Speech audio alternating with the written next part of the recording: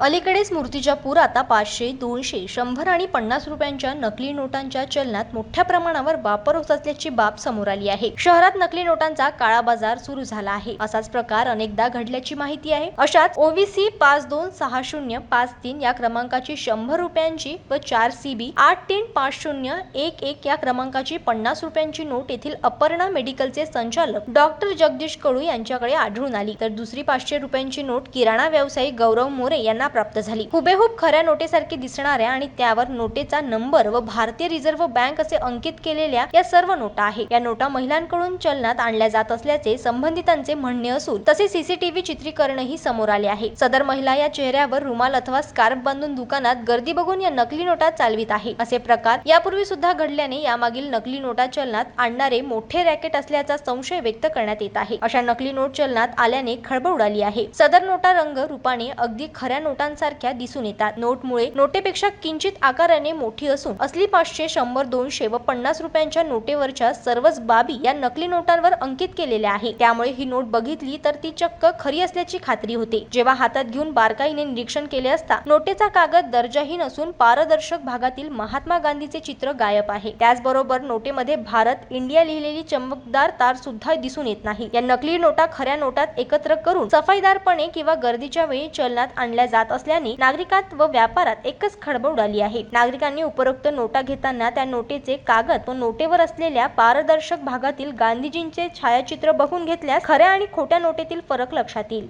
जनमत live news साठी अकोलामधून संजय उमक यांची रिपोर्ट।